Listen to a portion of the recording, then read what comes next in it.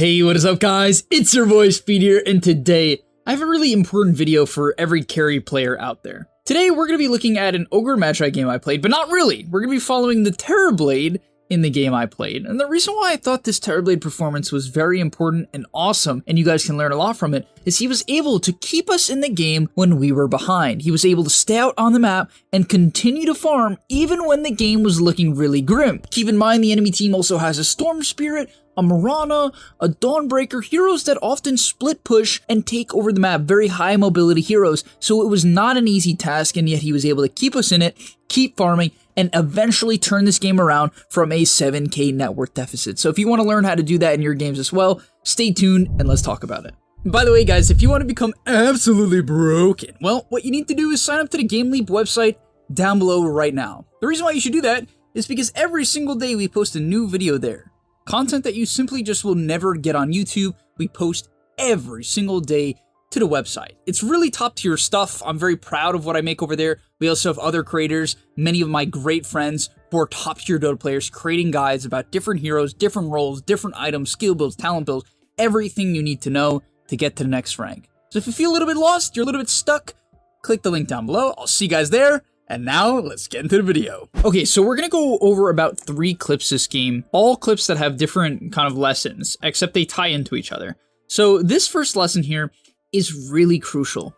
You guys know I like to talk about power spikes a lot on this channel. What is Terrorblade's main spell? What does he need to fight around? It's meta, right? Terrorblade without meta is a pretty worthless hero for the most part. And so you can see, he's farming it up, trying to get his Scotty timing. Okay, the enemy team is looking to siege high ground. Clearly, he wants to try to defend high ground. After all, we have a Bat Rider, we have a Snapfire, an Ogre. We have some really good high ground defense. Now, on that note, this fight looks pretty promising. I end up dying on the Ogre Magi. They're all like half HP. They seem pretty committed. However, we weren't able to catch them, and they were able to completely disengage the meta. So what does he have to do? All right, what does he have to do? Most players would make a grave mistake here. They would make, in fact, a game-ending mistake here. What would they do? They would chase the enemy and they would push in bottom. Why would chasing the enemy and pushing in bottom basically end the game? Because if he chases the enemy, once he gets onto the high ground, they're going to turn and burst him. If he pushes in bottom, the enemy team is already bottom, so they're just going to push it back in and nothing's going to come out of it. So what does he do? Let's take a look. Meta's popped, he gets tipped by the enemy team. Pretty toxic, and he instantly starts booking it to mid and to top.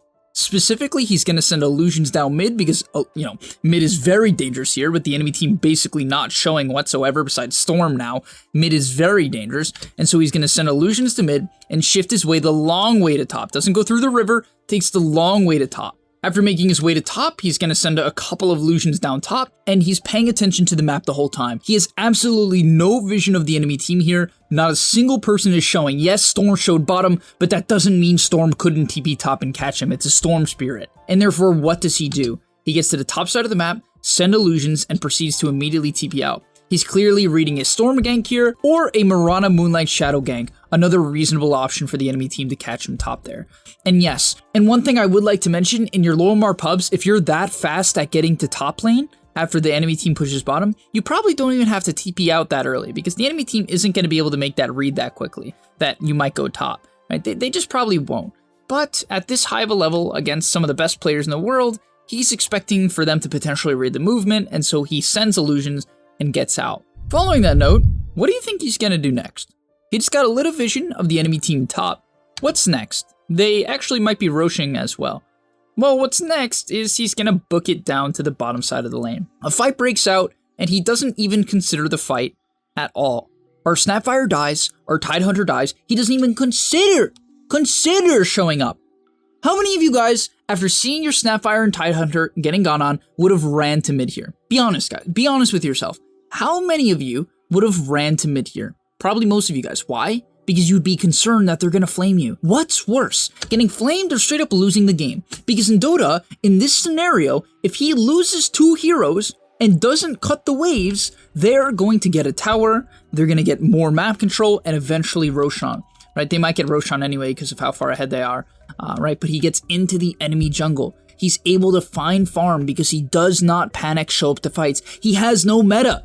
Not only is his team 7k net worth behind, he has no meta. So without hesitation, he goes onto the enemy side of the map. He's going to start taking ancients, right? Farming it up. Pretty good. He uses his illusion rune that he just got to go all the way top. He's going to send it to either here to cut the wave, depending on when the timer is. Considering it's 54, the illusions might not make it here. And so I think he sends it to here. Either way, then he's going to send a conjure image to the mid lane. He's going to cut the mid lane with that. And he's going to send his mantas or another illusion to the bottom side wave, effectively cutting all 3 waves at the same time. That's a lot of farm. Like, that's a lot of farm. And it's so much map pressure. It prevents the enemy team from ever making any sort of useful move, especially when Roshan's down. All the enemy team can do is farm, but they can obviously do that anyway. And so he's taking away their big moves, their big plays, and it's huge, right? Cutting the mid wave once again with an illusion. Mantis to the bot side, farming ancients, and you might be like, how is he comfortable playing here? Honestly, this is quite a big risk. Like, the enemy team is showing here and there mid though, because of a ward we have. So because of a little bit of information on Storm, who's his main threat, keep in mind, Storm is the main threat this game, right? That is the hero that's going to catch him and prevent him from TPing for the most part. When he sees Storm, he can feel more confident to stay out on the map, and he just does this over and over and over again. Imagine if he got caught here, if he was here right now or here. Boom, his net worth is annihilated. The map control is annihilated. Instead, he's able to cut waves for our team and keep his net worth up. Absolutely massive. And by the way, guys, this is the rank 56 player, right? He's good. He's pretty good. And yeah, for the next minute and a half until he feels comfortable fighting or just is forced to TP back because of Roshan or some sort of dive and team fight, he just plays the waves over and over and over again, cutting mid with an illusion, staying bottom, being very creative in a time of need. And you can see eventually he TPs back. I think he thought that the enemy team would catch on to him then, right? He stopped seeing Storm Spirit for a little bit, so he probably assumed Storm was going to start hunting him, and that was sort of the case. You could see Undying actually started shifting down, Storm TP'd back, Troll invades the jungle. They're obviously trying to figure out, hey, where is this TB? Where is this TB? Why? How is he still cutting our waves, right? But Yuma making the read again. And this is why when people are like, I don't know why I'm not high Mamar. Guys, look at this. Against the Storm Mirana lineup, he has managed to cut basically all 3 waves for like 2.5 minutes straight without dying against the best players in the world. This is not an easy task. And all in all, the main result of everything that we've seen up until now is a BKB timing that usually you wouldn't get. I mean, look at his CS, incredibly high, 410 at 32. That's way more than 10 CS per minute. Very impressive stuff, considering the fact that his team is losing. It's one thing to do this when your team has full map control, it's another when your team's behind, and that's because he just knew his timings. He knew what he had to focus on. On top of that, I do love this item purchase I'd like to quickly talk about. When I was watching this replay over a couple times, I noticed this late Dragonlance pickup, and I really do love this. So he actually, you can see he didn't have this. This was an early game. He literally just bought it. And you might be like, Speed, why would he do that? The reason why is I think he feels that there's a very specific timer where he needs to win a fight for his team. He's got this 9-second BKB. He's not going to get MKB before the next fight probably breaks out, so he picks up the casual Dragonlance. Dragonlance is also stupid good against Troll because it allows you to stay as far away as possible from him and prevent him from obviously closing the gap, which is what Troll needs to do in the TB Troll matchup. And funny enough, that's exactly what happens. And so yeah, I love this pickup. I wouldn't always recommend doing something like this, but if the game is dire, it's not looking too good, and you think a fight's going to break out and you have a major timing like BKB, opting for something like a Dragonlance instead of trying to complete, an MKB for that matter, to counter out the Troll mischance, is an awesome option. And yeah, that's exactly what we're going to see here. Let's take a look at how this fight breaks out and see what happens. So fight breaks out, he's going to lead in, gets a really nice Q, straight into the meta, goes for the Troll, nearly bursts the Troll, so good start to the fight already. After that, because he has this BKB timing, he can't get rooted by Troll. As a result of the fact that he has a Dragonlance and this BKB timing, he's able to full kite the Troll because the D-Lance let him stay far away in the first place. Now he can continue to create that distance, just kiting the Troll BKB and the Troll ulti all the way onto our high ground. And that allows our team to just completely surround this Troll. You can see everyone on my team knew exactly what we were about to do. BKB and ulti used on Troll. Troll is completely stranded. That means we're going to kite him out. And that's largely because of this really nice BKB pickup, which is just such a hard counter to Troll.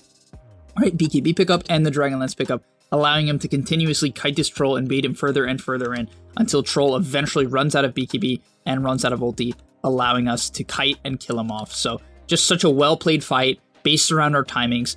And this is why you know, I think a lot of you guys could have played the fight just as well as him there. You know, I'm not saying like, oh, he popped off that fight. It was the fact that he has these timings and this understanding of these timings and how to play around these timings so well based on the matchups that allows this guy to be ranked 50. Most of you guys would not have had a BKB here. You probably would have went some stupid greedy item. Then you probably wouldn't have bought a D-Lance because you wouldn't have thought about the fact that you have to win this upcoming Roshan fight, right? But he knew a Roshan fight was going to happen, so he adjusts to that. And he might have just died 4 times before this timer and the game could have been done anyway because he wouldn't have stayed out on the map and mirrored the enemy's movements. So I know that's very critical, but hopefully you guys can take this to heart and actually be inspired by this gameplay to get out on the map, cut the waves, understand your matchups, understand who threatens you, and really understand your spikes. That's the big thing here, right? Understand your spikes. Know who threatens you. Know that meta is your timing. If you don't have it, get out on the map and split push. And the last thing I'd like to say before ending off this video is that yes, TB is one of the best split pushers in Dota.